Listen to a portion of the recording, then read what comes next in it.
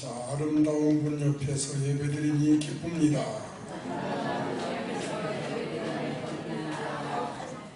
아멘.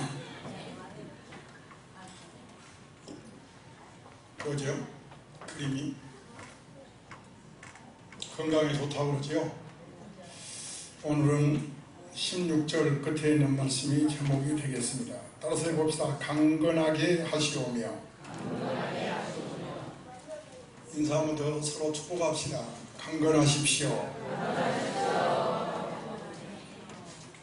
우리가 사는 이 시대를 사무시대라. 네 가지가 없다. 무감동, 무책임, 무관심, 무목적.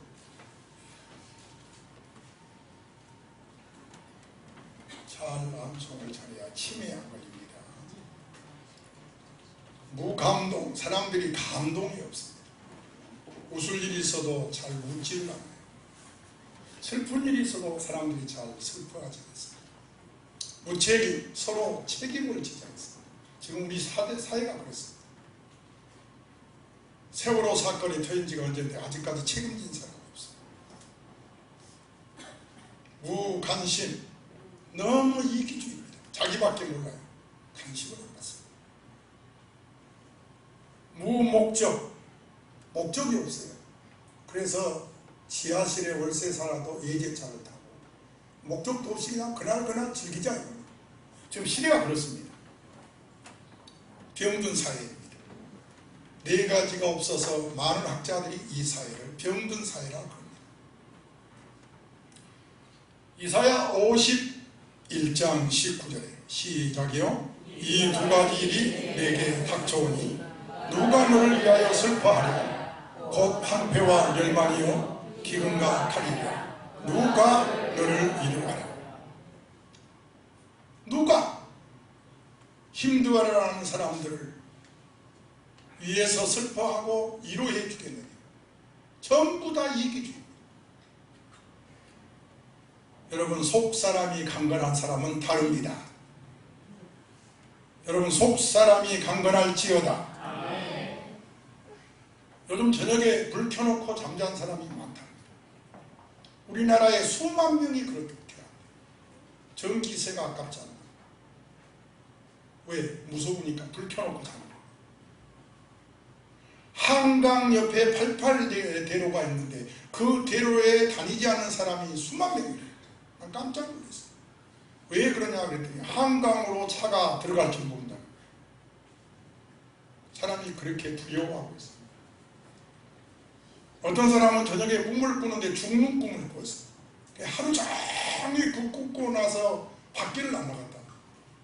왜요? 두려우니까. 근데 그 다음날 산에 갔다가 벌에 실컷 쏘이고 왔대요.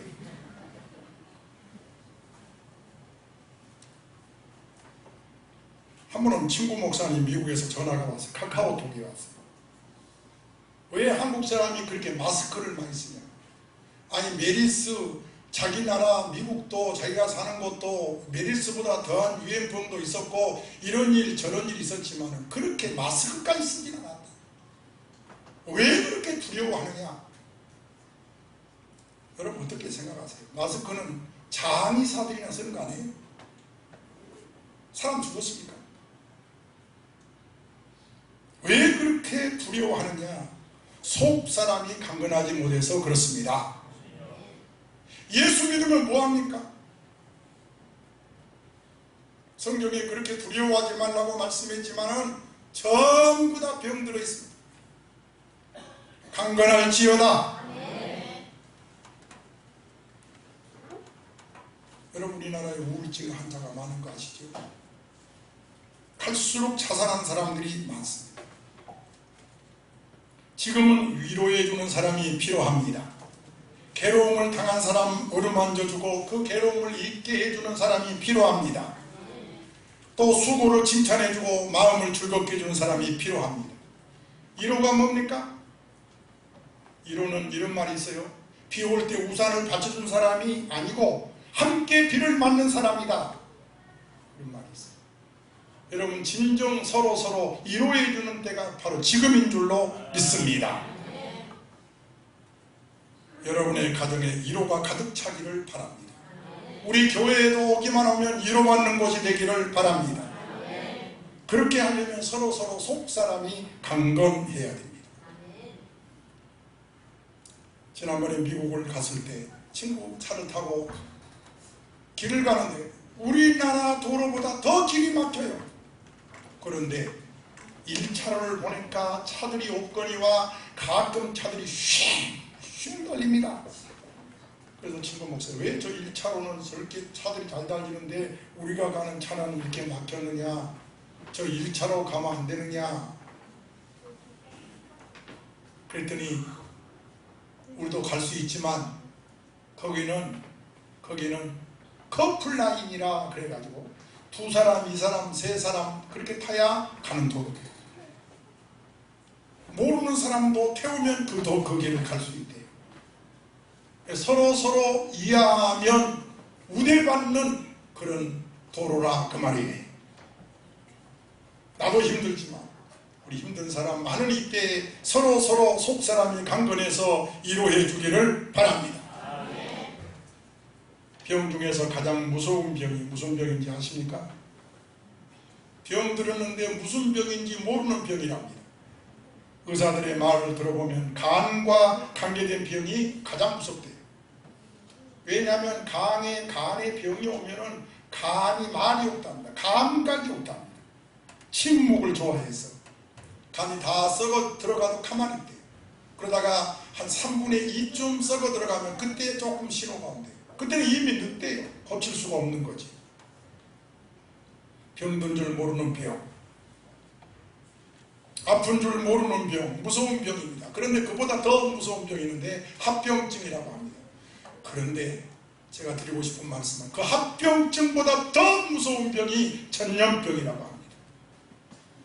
14번 메르스 환자, 그 사람이 퍼뜨린 메르스가 200명 메르스 환자 중에 반절이에요.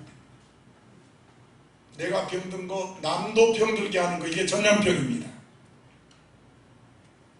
정부 당국자들이 초동 대처를 제대로 하지 못해서 일이 커졌지만, 그러나 지금 보건당국의 직원들, 의사들 얼마나 수고를 많습니까? 우리 그들을 이해하고 기도해야 됩니다. 저는 이들을 보면서 사무엘 하 23장 13절에서 17절에 나오는 세 사람의 용사가 다윗에게 보여준 충성심이 생각이 났습니다. 다윗이 이스라엘 왕이 된 다음에 잃어버린 영토를 찾기 위해서 블레셋과 전쟁을 하고 있습니다. 그런데 다윗은 고향이 어디냐면 베들레헴인데 그 베들레헴을 블레셋이 차지하고 있으니까 그것을 찾기 위해서 전쟁을 하면서 15절에 다윗은 갑자기 베들레헴 성문 곁에 우물이 생각이 나서 내가 큰 물 좀 먹고 싶다. 누구 병사들한테 그런 말 안 해요. 혼자 하는 말입니다. 누가 물을 내게 마시게 할까? 이 말을 들은 3명의 용사들이 베들레헴에 가서 물을 떠옵니다. 16절에 보면 다윗은 그 물을 참아 마실 수가 없습니다.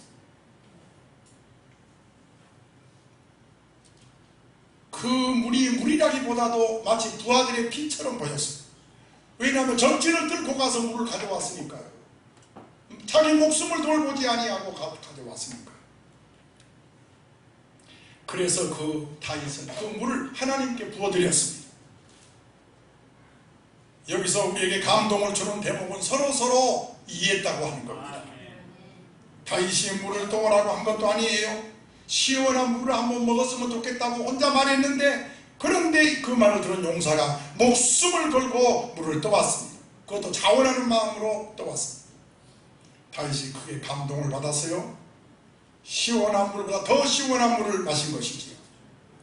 다윗은 그 물을 혼자 마시지 아니하고 하나님께 부어드리는 모습에 모두가 감동을 받았습니다. 지금 전염병으로 어려운 이때에 우리나라 의사들이 지금 그렇게 사투를 벌이고 있습니다. 우리 그들을 위해서 기도합니다. 오른손 들고 아멘 합시다. 지금 우리에게는 서로를 이해하는 그런 마음과 그런 생각이 필요합니다. 보건소 직원들, 의사들, 음식점 주인들, 관광업소, 농촌에서는 물건이 팔리지 않는다고 야단입니다. 더 안타까운 것은 메리스에 걸리지 않았지만 격리의 대상이 돼서 가정에서 두두관을 입는데 그렇게 힘들다고 합니다. 하기야 메리스에 안 걸렸는데도 집에서 형제들이 친척들이 밖에 나가지 마시오. 그래서 또 집에 있는 사람도 있다고 합니다. 기가 막힌 이야기입니다. 우리 이때 서로 위로하고 서로 기도하고 서로 생각해주는 저와 여러분이 되려면 속사람이 건강해야 될 줄로 믿습니다. 우리는 때때로 나 자신을 피해자라고 생각합니다. 사회가 병들어서 내가 피해자라고 생각합니다. 그러나 반대로 과연 그럴까요? 내가 사회를 병들게 한 건 아닐까요? 다른 사람 때문에 내가 괴로운 것이 아니라 나 때문에 지금 다른 사람이 고생하고 있는 것이 아닐까요? 여러분의 가정에서 나 때문에 지금 아내가 고생하고 있는 건 아닐까요? 항상 중요한 문제는 나 때문인 줄로 믿습니다. 지금 사람들의 가장 큰 관심은 건강입니다. 어제도 우리 집 앞에 보니까 택배로 왔는데 블루베리가 시골에서 택배로 보내가지고 저 앞집이 건강에 상당히 신경 쓰는구나. 하기야 나도 빨간 거 뭐죠? 빨간 산딸기? 그거 먹고 있습니다. 또 뽕나무에서 나온 거 뭐죠? 그것도 먹고 있습니다. 그것도 동생 내 재수씨가 내가 동생 한갑에 조금 축하해줬더니 고맙다고 보내서 먹고 있습니다만 저도 건강을 꽤 챙긴 것 같습니다. 이것은 아마도 인류가 존재하는 마지막 순간까지 변함없을 것 같습니다. 확실히 의학 발달로 우리 육신이 건강이 많이 좋아졌습니다. 금방 죽을 것 같은 사람인데도 또 보면은 살아있습니다. 우리 교회도 그분이 있습니다. 하지만 정신적인 건강은 오히려 퇴보하고 있습니다. 우리나라 보건당국의 발표에 의하면 우울증 환자가 270만 명이라고 합니다. 놀라지 마십시오. 27만 명이 지금 270만 명이 지금 우울증에 걸려있고 한 해에 자살하는 사람이 1만 5천 명이라고 합니다. 여러분 1만 5천 명이 얼마나 많은지 상상이 안 됩니까? 그러면 건강한 사람은 어떤 사람일까요? 건강한 사람은 다른 사람과 비교를 하지 않고 사는 사람이 건강한 사람입니다. 심리학자 칼 융이 하는 말이에요. 따라서 자신을 다른 사람과 비교하지 않는 사람이 건강한 사람이다. 토요일 저녁에 괌이나 발리로 가는 비행기를 타면 주 고객이 신혼부부라고 합니다. 어쩌다가 제 아는 사람이 그 비행기를 탔는데 예쁜 사람도 있고 못생긴 사람도 있고 그런데 한 쌍의 커플이 작은 소리로 티격태격 싸우더라. 왜 그런가 들어봤더니 문제는 신랑이 딴 여자를 훔쳐봤다는 거예요. 경원이 남자친구 있어요? 없어요? 남자가 딴 여자를 훔쳐봤다는 거예요. 여러분 결혼했으면 자기 신부만 봐야지 왜 딴 여자와 비교합니까? 자기 신랑만 봐야지 왜 딴 신랑과 비교합니까? 매사가 그렇습니다. 자기 집하고 다른 집하고 비교하면 건강한 사람이 아닙니다. 자기 자동차와 다른 자동차를 비교하는 것도 건강한 사람이 아닙니다. 자기 나름대로 키가 크면 큰 대로 적으면 적은 대로 목에 힘을 주고 사는 사람이 건강한 사람입니다. 뚱뚱하면 뚱뚱한 대로 메마르면 메마른 대로 뚱뚱해도 상관없고 내가 늘 하는 말이면 목욕탕 들어가도 물이 적어도 넘쳐버리니까 키가 적어도 비 올 때 제일 나중에 맞거든. 내가 늘 하는 말이 비교하지 않는 사람이 건강한 사람입니다. 성경에 보면 1달란트도 맡겼고 2달란트도 맡겼고 5달란트도 맡겼고 하나님이 각각 정해준 대로 주신 것입니다. 그 처지에서 감사합니다 하고 산 사람이 건강한 사람이에요. 두 번째로 누가 건강한 사람입니까? 솔로몬 심리학자는 수용성이 큰 사람, 마음이 넓은 사람이 건강한 사람이다 그랬습니다. 바다를 보세요. 육지에서 흘러가는 모든 물을 다 수용합니다. 그 물이 배설물, 오물, 쓰레기, 폐기물, 더러운 물들을 바다가 다 받아들입니다. 이와 같이 넓은 마음을 가진 사람이 건강한 사람입니다. 남의 충고도 잘 받아들이는 사람이 대화하기도 좋고 참 건강한 사람입니다. 그런데 어떤 사람은 남의 말을 잘 받아들이지 않습니다. 이런 부부는 피곤합니다. 여러분, 건강해야 가정도 행복한 것입니다. 에릭 프롬, 생산적인 생각을 하는 사람이 건강한 사람이다. 시작. 나는 당신 때문에 행복합니다. 나는 당신이 참으로 아름답게 보입니다. 이렇게 생산적인 말을 하십시오. 부모는 자녀에게 너희들 때문에 나는 행복하다. 자녀는 부모님에게 어머니 아버지 때문에 저는 행복합니다. 에릭 프롬은 이런 사람이 건강한 사람이라고 말합니다. 세계 제1, 2의 대학이 미국 하버드 대학입니다. 하버드 대학에는 행복론이라는 과목이 있어요. 강좌가 있습니다. 우리가 행복하려면 생산적인 말을 하고 생장적인 생각을 해야 된다. 학교 강의가 그겁니다. 여호수아 24장 15절입니다. 여호수아가 말했습니다. 오직 나와 내 집은 여호와를 섬기겠노라. 여호수아의 이 고백은 가나안 땅에서 할 일은 오직 하나님만 섬기는 일이다. 이렇게 하나님만 생각하는 사람이 건강한 사람입니다. 나는 며칠 전에 이런 감정을 들었습니다. 예수 믿는 집사님인데 자기 남편이 공무원입니다. 토요일날 안 가고 주일날 직원들하고 낚시를 간답니다. 그래서 이분이 여보 오늘 주일날이에요. 당신 아무리 교회 안 나온다고 해도 오늘은 가지 마시고 내가 오늘 세례 받는 날이에요.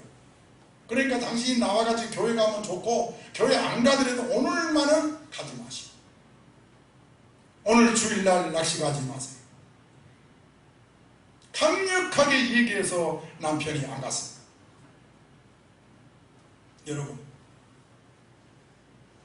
어떻게 된지 아세요? 그때 그 낚시 간 사람들이 중앙청 모두 직원들 이런 사람들이 100여 명이 뒤집어져서 그 배 안에서 다 죽었습니다. 그 간증을 하면서 이 남편이 자기가 나 아내 말을 안 듣고 갔으면 죽었을 텐데 아내 때문에 살았다. 그래가지고 예수 믿기 시작했답니다. 전도는 그렇게 하는 겁니다. 전도는 능력으로 하는 겁니다. 하나님의 나라를 말에 있지 않냐고 능력이 있는 거예요. 아멘. 여러분 이렇게 주님을 생각한 사람이 건강한 사람이에요. 여러분 주님을 깊이 생각하시기를 바랍니다. 에릭 프롬은 말하기를 사람은 세 종류에 있는데 따라서 하세요. 거미 같은 사람, 개미 같은 사람, 돌 같은 사람. 거미 같은 사람은 소위 거미줄을 쳐놓고 남을 걸려들기를 바라는 소위 보이 피싱 같은 그렇게 인생을 살아 되겠습니까? 개미 같은 사람 부지런히 벌지만 자기만을 위해서 사는 사람, 벌 같은 사람 부지런히 벌어서 남을 위해서 자기를 위해서 사는 사람이 벌 같은 사람인데 이런 사람을 에릭 프롬은 건강한 사람이라고 정의했습니다. 아멘. 여러분 건강하시기를 주의 이름으로 축원합니다. 건강한 사람, 육도 건강해야 되지만 정신도 건강해야 됩니다. 사람들은 흔히 건강한 몸에서 건강한 정신이 나온다고 말합니다. 그런데 성경은 그렇게 말하지 않습니다. 고린도전서 6장 16절에 그러므로 시작 낙심하지 않냐노니 우리의 속사람은 날로 새라. 여러분 겉사람은 낡아집니다. 늙어집니다. 속사람은 날마다 새로워진다고 말씀합니다. 예수 믿는 사람은 속이 날마다 건강해진다는 겁니다. 욥과 같은 사람, 욥기서 23장 10절에서 그가 나를 달변하신 후에는 내가 정금같이 되어 순금같이 되어 나오리라. 많은 시련과 환난 속에 오히려 정련된 순금과 같이 더 깨끗하고 더 진실하고 더 거룩해진다. 이것이 바로 속사람이 강건하다. 우리 김영환 집사님 보십시오. 얼마나 강건합니까? 겉모양이 강건한 것도 있지만 속사람이 강건하니까 그 멀리에서 주일마다 와서 봉사하지 않습니까? 여러분, 천안이 가까운 거리가 아닙니다. 어떻게 가능합니까? 바로 환난과 고난에 통과해서 순금같이 나왔기 때문에 그런 거예요. 여기에서 나온 사람은 속사람이 강건해지는 것입니다. 여러분, 우리의 관심은 속사람입니다. 속사람이 강건해야 됩니다. 그래야 육신도 강건합니다. 그러면 우리 16절을 보십시오. 다 같이 소리내서 읽으십시다. 시작이요.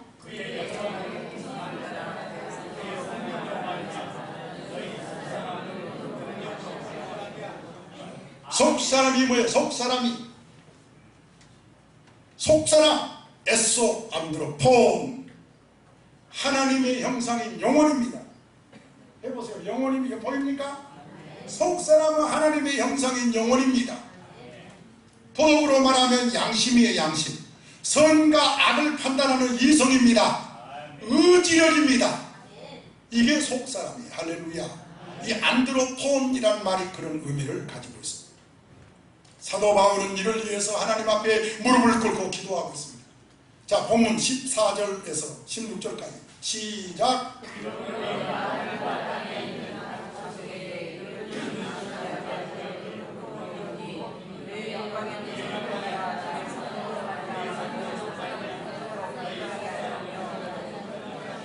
여러분, 우리도 오늘부터 이 기도를 무릎을 꿇고 해야 될 줄로 믿습니다.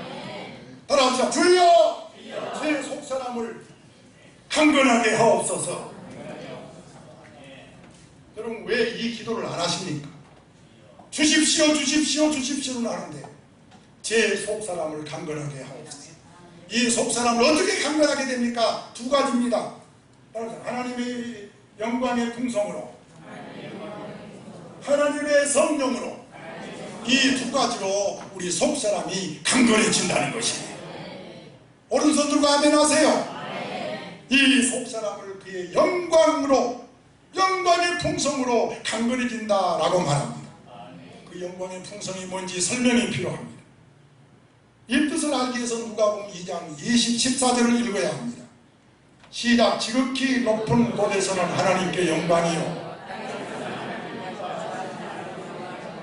하늘의 영광, 땅의 평화. 이건 뭘 의미하나요? 하늘의 영광이 있어야 비로소 땅의 평화가 있다는 것입니다. 하늘의 영광을 본 사람이, 속사람이 강건하다는 거예요. 아멘. 여러분, 속사람이 강건해진 것은 내 노력으로 되는 것이 아니에요. 하나님의 영광을 보아야 되는 것이에요. 아멘이십니까? 그러므로 내 영혼의 건강이 땅에 있지 않습니다. 내 영혼이 하나님의 영광을 보아야 합니다. 십자가에 나타난 그 사랑을 내가 느껴야 합니다. 그럴 때 내 속사람이 강건해지는 것입니다. 예를 들면 사도행전에 나오는 14장 8절에서 10절에 나오는 사람을 예를 들어 보겠습니다. 루스드라의 발을 쓰지 못한 사람이 있습니다. 나면서 걷지 못했기 때문에 한 번도 걸은 적이 없습니다. 사도 바울이 열심히 복음을 전하는데 이 안진뱅이가 얼마나 열심히 듣는지 9절 보겠습니다. 시작이요.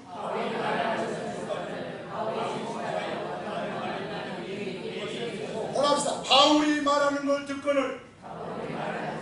이 듣거늘이라는 말이 아코라는 말은 무슨 뜻인지 알아들었다 그 말합니다. 여러분이 설교할 때 꼭 알아듣는 것만은 아니에요. 그럼 무슨 뜻이야? 아코라는 말은 처음부터 끝까지 집중해서 열심히 지속적으로 계속해서 그런 뜻이에요. 할렐루야. 그래서 설교를 들을 때는 졸지 말라는 거예요. 열심히 들으라는 거예요. 아멘 아멘.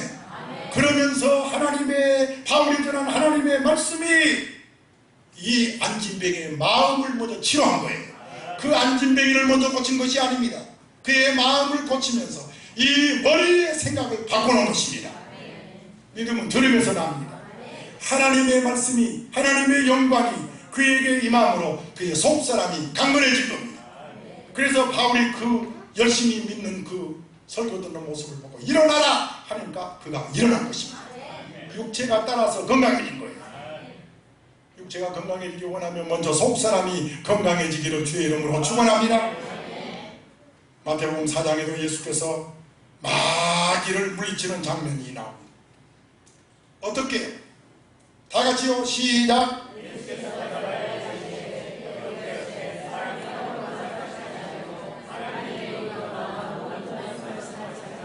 여러분, 우리의 속사람 영혼은 밥으로만 사는 것이 아닙니다. 하나님의 말씀으로 사는 것입니다. 더 크게 아멘. 여러분, 하나님의 말씀을 통해서 하나님의 영광을 보아야 그의 영광의 풍성으로 강건해지게 하옵소서. 여러분, 이 기도를 하고 설교를 들어야 됩니다. 그러니까 매일날 10년, 20년, 30년 믿었으면 뭐합니까? 아이고, 또 그 설교 안 해. 그러고 마치는 거. 기도하셔야 돼요. 오늘도 설교 들을 때 그 말씀을 통해서 하나님의 영광을 보게 하옵소서. 그럴 때 내 심령이 강건해지게 되는 것입니다. 그 좁은 예가 스데반 집사입니다. 스데반 집사는 복음을 전하다가 돌에 맞아 순교합니다. 그렇지만 죽어가면서 하늘을 우러보니까 사도행전 7장 55절에 스데반이 성령에 충만하여 하늘을 우러러 하나님의 영광을 보는 거예요. 여러분, 하나님의 영광을 볼지어다. 그 순간에 하나님의 영광과 및 예수께서 하나님 우편에 서신 것을 보고 말하되 보라, 하늘이 열리고 인자가 하나님 우편에 서신 것을 보노라. 그래서 스데반은 속사람이 강건해진 것입니다.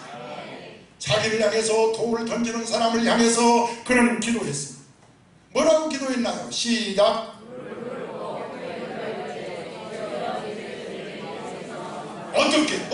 어떻게 이런 기도를 합니까?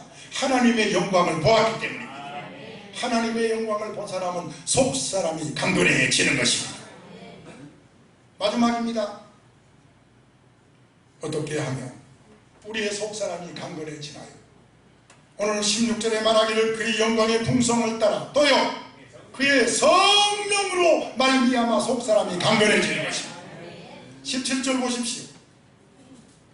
믿음으로 말미암아. 여러분, 믿는 자는 그리스도께서 우리 마음에 계신 줄 믿으시면 아멘 합시다. 그거를 알게 되는 것입니다. 성령 그리스도가 함께 하신 것을 알 때 그 다음에 사랑의 뿌리를 내리게 되는 것입니다. 18절 보십시오. 그리스도의 사랑을 알게 됩니다. 19절 보십시오. 그리스도의 사랑의 넓이를 알고 깊이를 알고 높이를 알고 길이를 알게 되는 것입니다.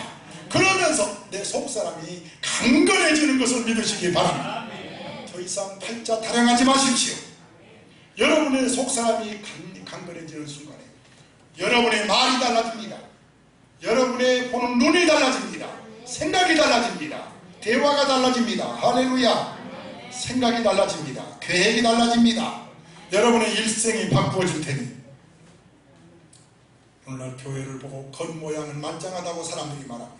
왜요? 겉을 보니까 예배가 있거든, 찬양이 있거든, 설교가 있거든. 그런데 자세히 들여다보니까, 성도 하나를 들여다보니까 문제가 많습니다. 유혹에 잘 넘어집니다. 죄를 범하고 있어요. 세상 사람과 똑같이 절망하고 근심하고 있습니다. 교회에서 목사라고요, 장로라고요, 권사라고요, 한 사람 한 사람 깊이 들어가서 보니까 이방 사람하고 별로 달라진 것이 없더라는 거예요. 왜? 속 사람이 강건해지지 못해서. 진짜 같으나 가짜라는 거예요. 조선시대에 명기 황진이 미모가 너무 출중하고 거기다가 시가에도 능해서 영웅 호골들을 다 상잡은 사람이 이 조선시대의 황진이라는 사람. 나 이 사람 안 봐서 몰라요. 하루는 당시 지도가 있고 절개가 대쪽 같은 사람 벽계수가 아 그래 그런 항진이가 있단 말이냐 내가 가서 혼내줘야 되겠다 그러고 찾아간 사람이 벽계수랍니다. 그런데 이 벽계수가 절개가 곱기로 소문난 그가 황진이의 미모를 보자마자 말에서 뚝 떨어졌답니다.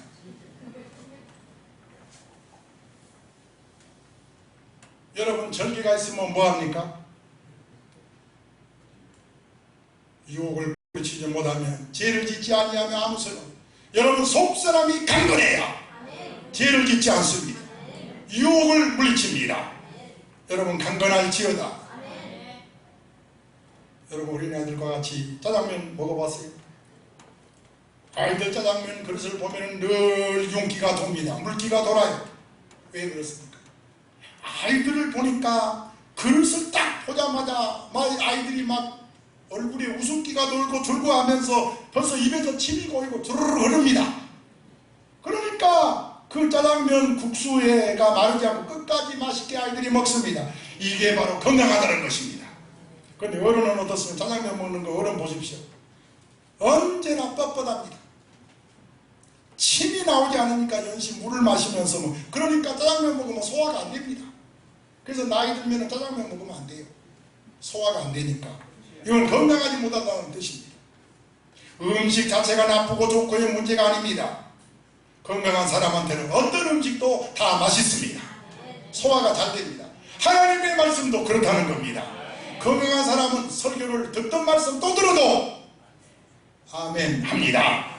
꿀송이같이 답니다. 그런데 건강하지 못한 병든 성도는 10분이 지나면 벌써 돌기 시작합니다. 참습니다. 부시럭거립니다. 자세가 막 강당에서 보면 부시럭거립니다. 부시럭거립니다. 예? 어쩌다가 말씀이 귀에 안 들어오고 또 상처되는 말이라도 들으면 소화불량으로 시험에 들고 맙니다. 여러분 내 속사람은 건강합니까? 모두가 오늘 설교 듣고 건강할지어다. 건강하면 따라서 육신도 건강해집니다. 범사의 일도 잘 풀립니다. 제가 이제 이 얘기 하나만 하고 마치겠습니다. 오늘 성마찬이기 때문에 지금 12시 4분밖에 안 됐어요. 제가 미국 간 테레비를 TV 광고에 나온 걸 보니까 아이가 그네를 타더라고요. 여러분 그네를 타면 앞으로 갔다 뒤로 갔다 그러죠? 그런데 이 아이 얼굴을 쳐다보니까 앞으로 갈 때는 얼굴이 웃어 뒤로 가니까 찡그립니다. 그래 왜 그러냐 하고 자세히 보니까 앞으로 딱 갈 때는 햄버거 집을 크게 광고에 나옵니다. 그래서 아이가 뭘 봐요? 햄버거 집을 보고 웃습니다. 또 뒤로 가면 보여요 안 보여요? 안 보입니다. 그러니까 얘가 찡그립니다. 그게 햄버거 광고입니다. 제가 그걸 보고 생각했습니다. 바로 저거구나. 바로 저거구나. 우리는 무엇 때문에 웃고 무엇 때문에 슬퍼합니까? 대부분의 사람들이 땅 얻기 때문에 울기도 하고 슬퍼하기도 합니다. 그런데 성경에 나온 사람을 보니까 전부 하나님의 선택받았다. 하나님의 약속을 믿고 하나님의 구원을 믿고 모두가 웃었습니다. 오늘 여러분 다시 한번 우리 신앙을 진단해 보십시오. 내가 선택받은 것을 기뻐하십시오. 아멘 아멘. 내가 구원받은 것을 기뻐하십시오. 나는 약속된 하나님의 자녀인 것입니다. 이것을 오늘 붙들고 기도하시기를 바랍니다. 통성기도 합시다. 주여 내 속